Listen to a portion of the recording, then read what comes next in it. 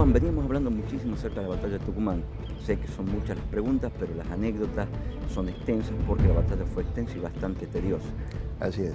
Dale. Básicamente, ¿en qué consistía la estrategia de Belgrano? Salir a pelearle en las afueras de la ciudad, muy pegado a la ciudad, teniendo la ciudad a sus espaldas como resguardo. Cuando el ejército realista ingresara a la ciudad, le iba a costar caro tomarla. Tal es así que toda la Plaza Independencia había sido vallada.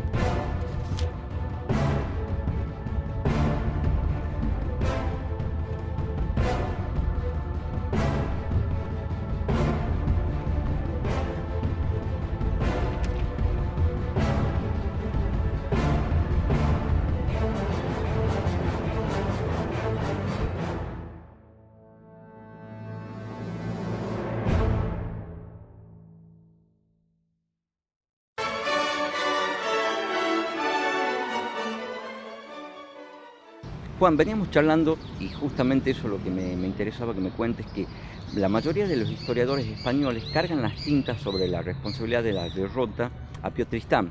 Exacto. Básicamente, dos historiadores realistas del siglo XIX se ocuparon de este tema. Uno es Andrés García Camba. García Camba era un oficial que llegó después de la batalla de Tucumán a América, estuvo en el Virreinato del Perú y participó en las campañas sanmartinianas, después como enemigo de San Martín, evidentemente, y estuvo hasta la caída del Imperio Español en América después de la batalla de Ayacucho. Andrés García Camba después fue un destacado oficial español, terminó en la península y escribió las memorias del ejército español en el Perú y tuvo la oportunidad de entrevistarse con varios veteranos realistas que habían participado en la batalla de Tucumán. Seguramente también se pudo haber entrevistado con Goyeneche y con Tristán, y tuvo acceso a los archivos españoles del virrey del Perú, de Fernando de Abascal y Sousa, el marqués de la Concordia. Entonces, él en ese estudio, que además siendo militar, conoció el terreno, conoció los protagonistas, nos da una visión bastante interesante de la batalla de Tucumán desde el punto de vista realista. Y en eso él carga las tintas básicamente la responsabilidad de la derrota de Tucumán, que era una batalla que no se podía perder. Es decir, una victoria segura. 3.500 hombres contra 1.500, 1.800 que pudo haber tenido mal comidos, Belgrano, mal formados, mal sin pagados, alimentación, sin moral, sin nada, venían derrotados, era inexplicable. Entonces él primero le atribuye y en eso quizá tenga razón, a la subestimación del enemigo. Es decir, el no darle la importancia del caso y no darle quizás, no tomar los recaudos del caso para evitar caer en sorpresas, ¿no? Entonces él dice, fueron demasiado presuntuosos, primero. Segundo, la culpa es de Huisi. Huisi, al ser digamos... su arrojo, claro, su imprudencia. Exacto, muy imprudente, no haber medido las consecuencias de su arrojo, lo arrastró también a Tristán a eso. Y Tristán, evidentemente, al haberse movido solo, sin las instrucciones necesarias de su primo, sin haber esperado más refuerzos que Goyeneche le pudo haber mandado desde Potosí, se mandó solo y así tuvo el resultado que tuvo en Tucumán. Y particularmente a Huisi, ¿qué le atribuyen? ¿Por qué su imprudencia? Claro, casualmente dice, a Huisi ya se creía que la tenía ganada de entrada y que por su arrojo él cae capturado, y eso fue un poco también lo que lo lleva a Tristán a tomarse la venganza, por querer así, capturarlo y recuperarlo a Huisi. El jefe de la vanguardia no le pasa la información exacta porque no tenía con quién dársela. Exactamente. Entonces, la responsabilidad era de Tristán. Ahora bien, vamos por partes. Analicemos lo que dice García Camba. No es tan así. En primer lugar, García Camba no estuvo en el lugar de los hechos, no estuvo en la batalla de Tucumán. Todo lo que sabe, lo sabe por terceras personas y por archivos, ¿sí? Segundo, Goyeneche le había dado las instrucciones a sus primos necesarias. Le ha dicho, bueno, agarrá, avanzá y toma Tucumán. Tristán hizo lo que le ordenó Goyeneche. no había manera que Goyeneche le mande más refuerzos. ¿Por qué? Porque Goyeneche estaba en Potosí, tenía más tropas, es cierto, pero él tenía que cuidarse las espaldas porque ten en cuenta que atrás lo tenés a Cochabamba. Cochabamba es una provincia patriota que en cualquier momento podría haberse levantado de nuevo si no había un refuerzo importante en el Alto Perú de resguardo para evitar que hubiese levantamientos. Así que, en ese sentido, era muy poco probable que Goyeneche le habría mandado más refuerzos. En tercer lugar, con las tropas que tenía Tristán, podría haber hecho una mejor campaña. Eso es cierto. Es cierto también que no subestimaron. Entonces, por ese lado, es verdadero. Y otro de los cronistas realistas que también habla sobre este tema es Mariano Torrente. Mariano Torrente es, fíjate vos, que para la época de la batalla de Tucumán, él tenía 30 años, era muy joven. Él, en la época de la guerra de la independencia española, había empezado sirviendo bajo los franceses. Fíjate vos, que había sido un afrancesado en esa época. Torrente era el cronista oficial del rey. Claro, Mariano Torrente. Entonces él empieza sirviendo a los franceses y al poco tiempo cambia de bando, es decir, parece que recibió una inspiración patriótica y se cambia al bando de Fernando VII, bando en el cual revestirá por el resto de sus años, ¿sí? Para 1829-1830 es funcionario del rey de España, de Fernando VII.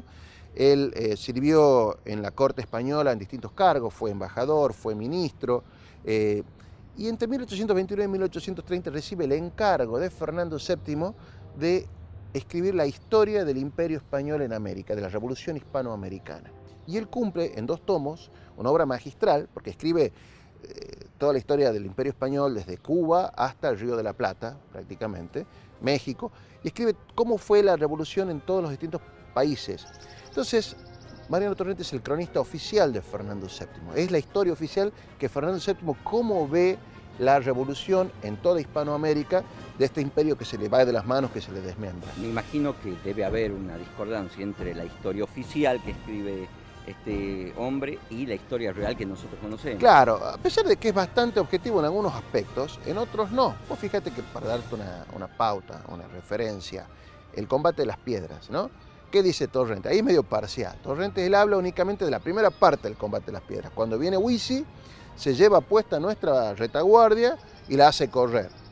Y como que dice que en ese combate se capturaron 2 cañoncitos. Es verdad, 2 cañoncitos se capturaron en ese combate, pero no cuenta qué pasó después.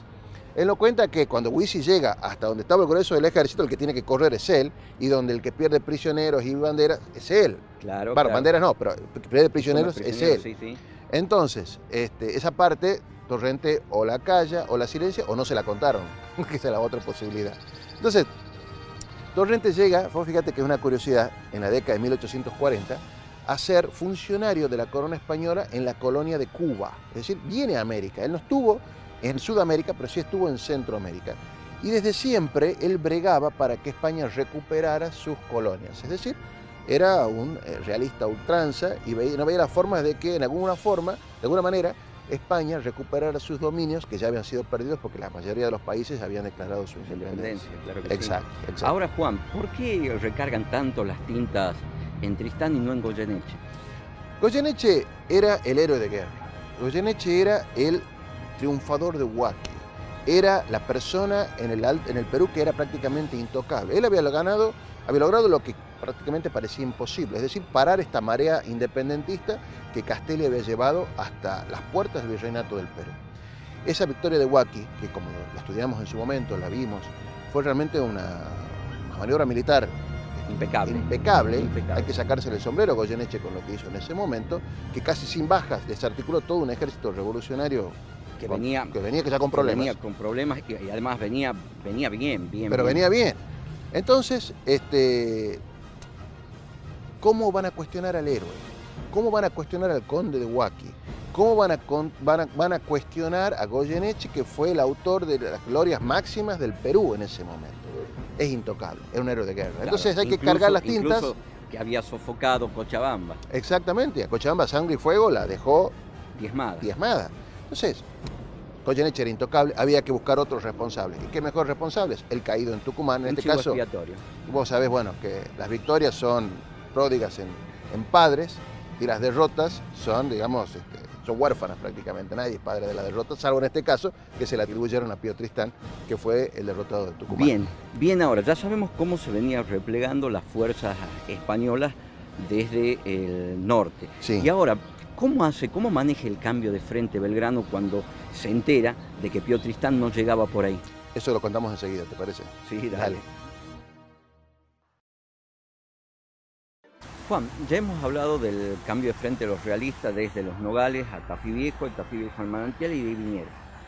Ahora me ibas a contar cómo maneja Belgrano el cambio de frente de nuestro ejército, desde Salta y Sarmiento hasta acá. Claro, cuando él se entera de que los realistas no se los podía esperar por el norte, sino que iban a aparecerle por el sudoeste, decide salir a enfrentarlos. Entonces hay dos posibilidades para venir hasta acá.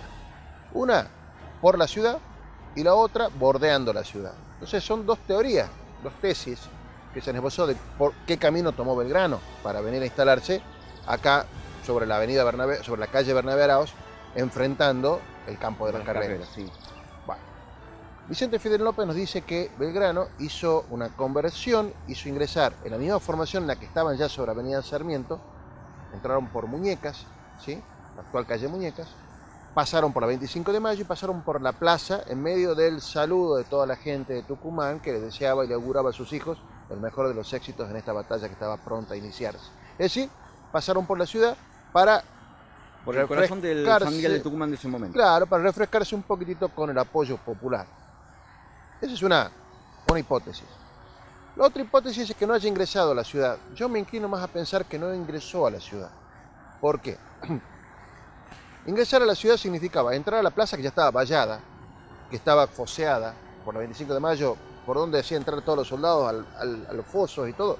Era complicado. Y después sacarlos de nuevo, con el riesgo de que alguno se quede en el camino, se arrepienta o deserte. Y mucha pérdida de tiempo. Y la pérdida de tiempo que iba a significar, o que la gente, bueno, era medio inmanejable la reacción popular, quizás el miedo, y se arrepientan de estar combatiendo, no sé, puede haber pasado muchas cosas, y el tiempo para él era precioso, acomodarse rápido, porque él no sabía en qué momento Tristán le iba a aparecer allá. No conocía el terreno, no sabía, no sé si en alguna oportunidad, en las 2 semanas que estuvo en Tucumán antes de la batalla, recorrió ese camino para saber las dimensiones de cómo ubicar la caballería, la infantería, la distancia entre ellos, la artillería. Él no sabía dónde iba a estar, entonces lo más factible que haya hecho es haber bordeado la ciudad, no entrado a la ciudad, porque eso le hubiera significado más pérdida que ganancia, ¿sí? Entonces muy probablemente haya ido por la avenida Salta directamente, derecho hasta la Jujuy, y de la Jujuy desplazarlos hasta... Y tal cual como venían formados de allá fue como los emplazó a lo largo de la calle Bernabé Arauz, enfrentándose hacia el oeste, que era el lugar esperable donde Tristán tenía que sí o sí desembocar para atacar la ciudad. En esa misma formación, utilizó la formación clásica de batalla del siglo XIX. Me imagino que lo formó como pudo con la poca cantidad de ejército que tenía. Claro, es decir, un ejército raquítico, reducidísimo, pero hizo lo que pudo. ¿En qué consistía eso? Bueno, en primer lugar, se colocaba siempre la infantería en el medio y en ambos extremos la caballería. ¿Para qué? Para evitar que hubiera maniobras de franqueo, que el enemigo te quisiera rodear. Entonces con la caballería se paraban ese tipo de maniobras, porque lo peor de la infantería era ser atacada por el costado, por el flanco o por la retaguardia, por atrás. Eso generaba en los infantes terror, pánico y desbandaba columnas enteras de infantería, como pasó después en la batalla de Tucumán y lo vamos a ver enseguida. Entonces, la caballería se colocaba en ambos extremos para evitar esos flanqueos, esas maniobras de rodeo que podía hacer el enemigo. En el medio se ponía la infantería y atrás de la infantería una reserva, ¿sí? En estos casos, ¿qué hizo Belgrano? Mantuvo el mismo esquema. Acá, a la derecha, colocó la caballería más potente que tenía. ¿Qué era la más potente? La caballería veterana, es decir, los dragones del Perú. Los de Balcarce. Auxiliados con los decididos de Tucumán. ¿Qué eran los decididos de Tucumán? Eran compañías de caballería de los jóvenes mozos, más de las familias más decentes, dice el general Paz, es decir, de las principales familias de la ciudad.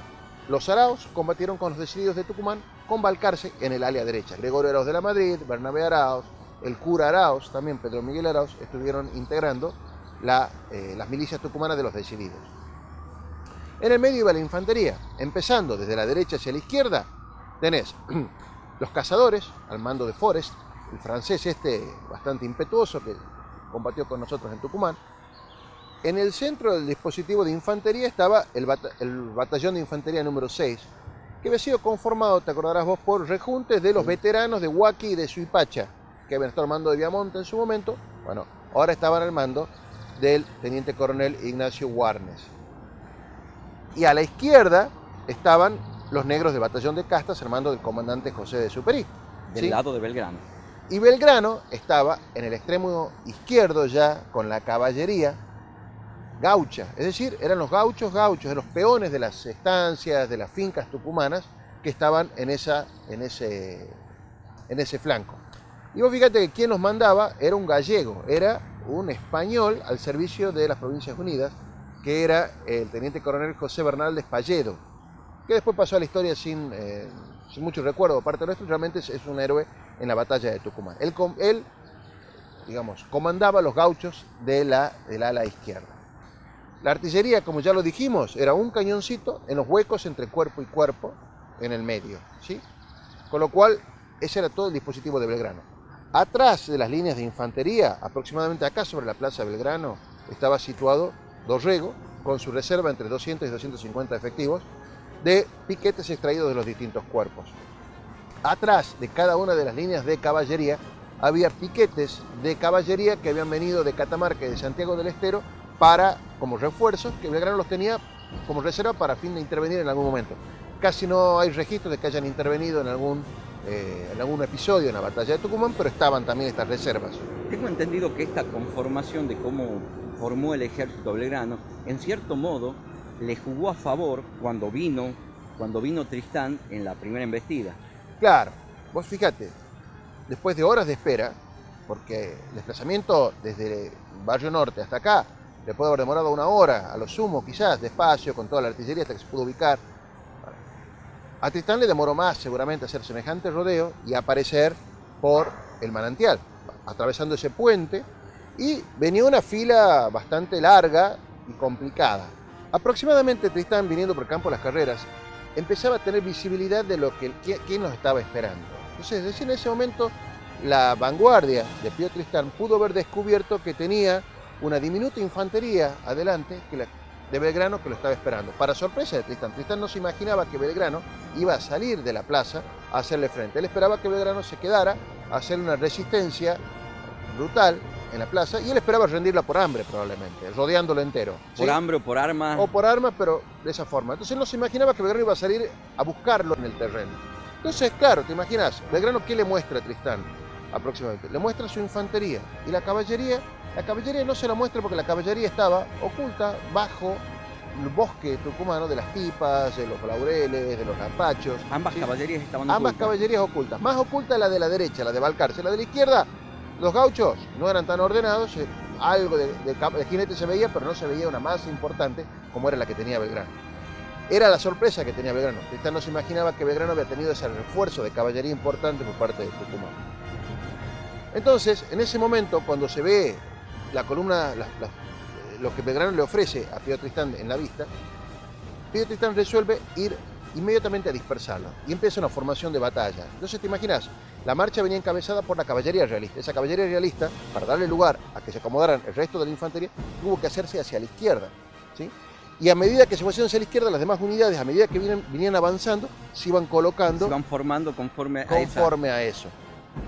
Entonces, de esa manera se formó una extensa línea para enfrentar a la diminuta infantería que estaban observando solamente los realistas. Por eso, aproximadamente cuando las unidades realistas llegaron a donde hoy es la cancha del Club Atlético San Martín, ya estaban prácticamente a tiro de cañón de las unidades que Holmberg tenía preparadas de la artillería nuestra.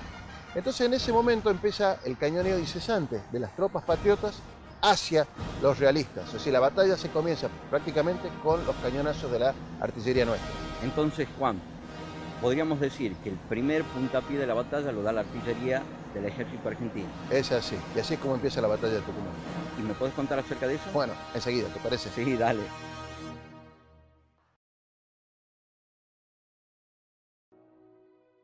Juan, ya me habías comentado cómo había encarado Belgrano la arremetida primaria de Tristán con los fuegos de artillería. Contame un poco más de eso. Claro, la ventaja que teníamos nosotros es que el movimiento de Belgrano fue mucho más corto que el que tuvo que hacer Tristán. Es decir, que él ya lo estaba esperando, sabía por dónde iba a desembocar Tristán para atacar la ciudad. Y tenía la artillería apuntada. Lo único que tenía que hacer Belgrano es esperar que se pusieran a tiro, es decir, que llegaran a distancia de fuego de artillería para empezar. Básicamente por el alcance de los cañones de la época, podemos decir que cuando llegaron aproximadamente donde hoy es la cancha de San Martín, ya estaban a tiro de cañón. Entonces, estando a tiro de cañón, él no quiso desperdiciar un segundo y el barón de Homberg ordenó que empezara el fuego de la artillería.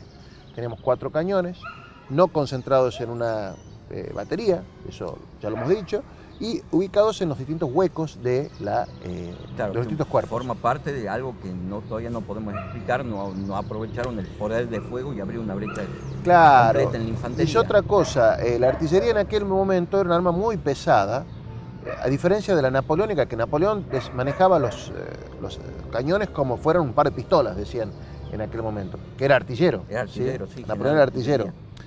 Entonces acá se podía tranquilamente haber traído, aprovechó el tiempo que estaban en Tucumán para tener cureñas móviles rápidas, haber traído la artillería de la ciudad, usarla y en el caso de que las cosas no estuvieran bien, llevarla nuevamente a la ciudad, es decir, y manejarla en forma bastante ágil y móvil. No se hizo eso. Entonces se esperó a que estuvieron en tiro y empezaron los cañoneos. Evidentemente, ¿quiénes fueron los cuerpos realistas que recibieron los primeros cañoneos? Los primeros que venían, es decir, los que estaban a la izquierda, porque los primeros pasaron a la izquierda para darle lugar a los demás que se acomodaran hacia la derecha. Fue bastante certera la puntería de nuestros artilleros y sobre todo los que primero empezaron a disparar fueron los 3 cañones de la derecha nuestra, porque le tiraron a la izquierda realista, ¿sí? El último cañón, que es el que estaba donde estaba Belgrano, ese empezó a disparar después.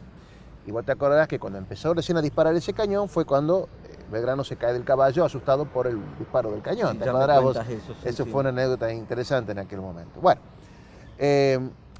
dice el general Belgrano que se llegaron a hacer entre 7 y 8 disparos de artillería. Es decir, que hubo tiempo para cargar y disparar los cañones, aproximadamente los de la derecha, 8 veces.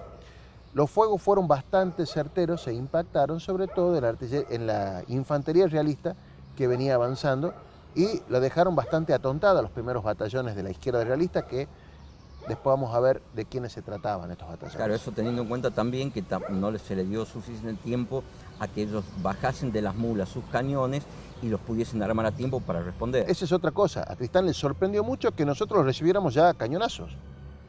Él se imaginaba de que al ver el poderío del ejército real íbamos a salir espantados. Él no se imaginaba que Belgrano estaba esperando ya con los cañones listos para disparar. Entonces Tristán empezó a poner nervioso, empezó a recorrer las distintas filas, ¿sí?, de sus tropas, empezó a ordenar a su artillería que desmontaran los cañones y los empezaran a poner en posición de tiro. Eso le llevó evidentemente bastante tiempo. ¿Sí? Y mientras tanto, el ejército suyo se iba acomodando como podía. Básicamente, no tuvo oportunidad de acomodar bien su caballería. Su caballería estaba compuesta por jinetes de Tarija, es decir, la caballería tarijeña, que no eran muy buenos jinetes. Nos cuenta el general Paz que los peruanos y los altos peruanos no saben ni cabalgar, decía en ese momento. Y si en algún motivo, en algo nos hemos destacado los rioplatenses, es que nuestra caballería era superior a la de ellos, porque los gauchos nuestros saben montar y montan muy bien, en cambio los de ellos no. Y además teníamos caballos y seguramente del Alto Perú traían mulas. Ellos montaban mulas, malas mulas, no sabían montar, no sabían combatir a caballo.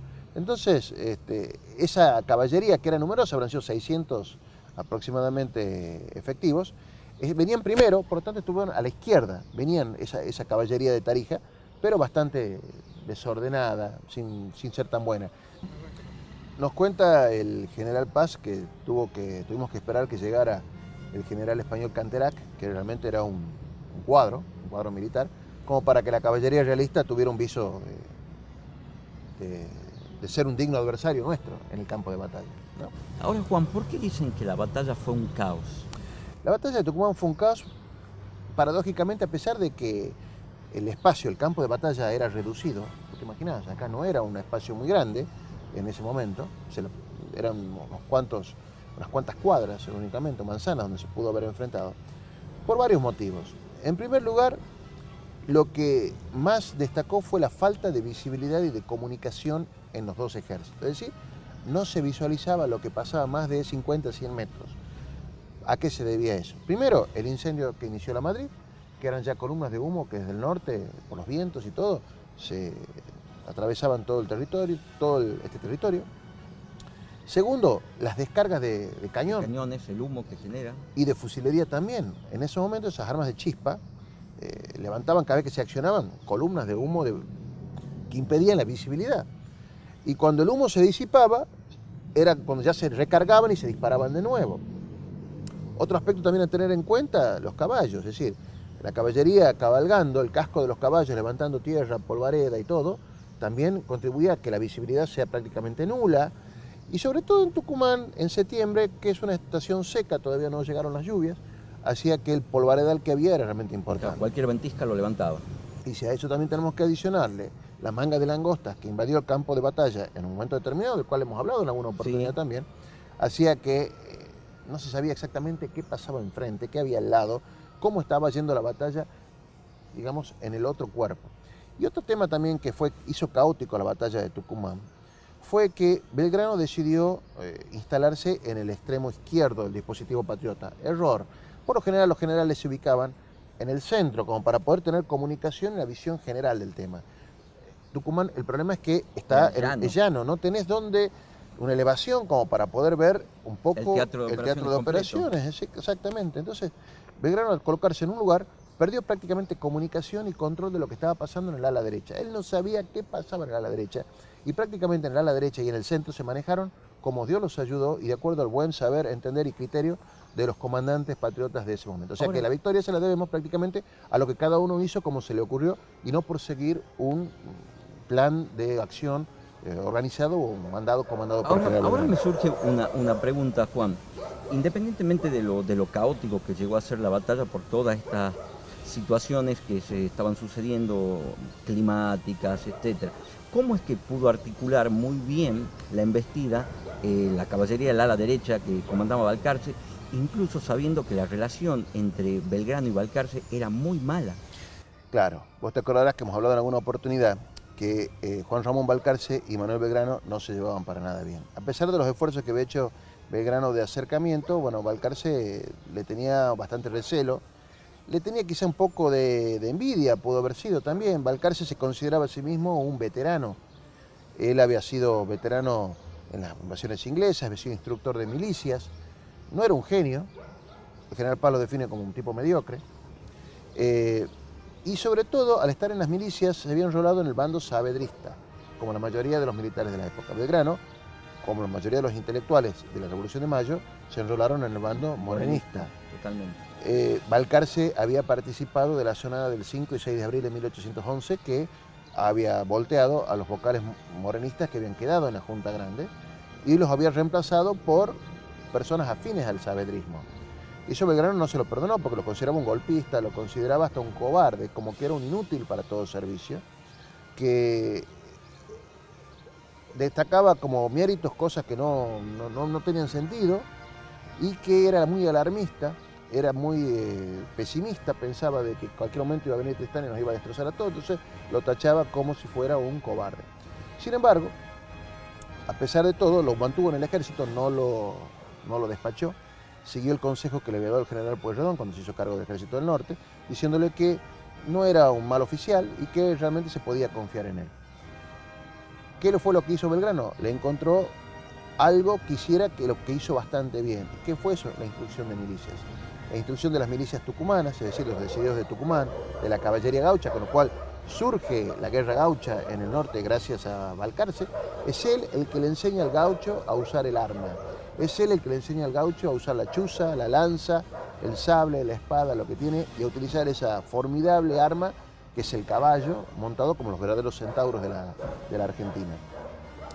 Entonces, tanto el general Paz como el general Belgrano reconocieron eso después, posteriormente, de que lo que hizo en lo que es instrucción de milicias fue lo que se podía esperar de él en el poco tiempo que estuvo, que fueron 2 semanas antes de la batalla de Tucumán. Entonces pudieron al menos consensuar en esta oportunidad. En esa oportunidad. Y otra cosa, antes de la batalla, cuando ya estaba todas las cartas echadas, el general Belgrano le escribe una carta al gobierno, no sabiendo si iba a ser la última, diciéndole que se aprontaba ya a enfrentarlo a Tristán en las próximas horas. Y esa carta se la muestra a Balcarce, para que Balcarce, compartiéndola con él, Y nos cuenta el general Mitre que fue la única ocasión quizás en la que estos dos grandes hombres coincidieron en la batalla de Tucumán y estuvieron de acuerdo poco antes de enfrentar a Pío Tristán en la jornada del 24 de septiembre de 1812. La verdad que seguramente quedan muchas más anécdotas de la batalla, Juan. Seguro, por eso si querés, lo hablamos en otro momento. ¿Querés? Dale. Dale.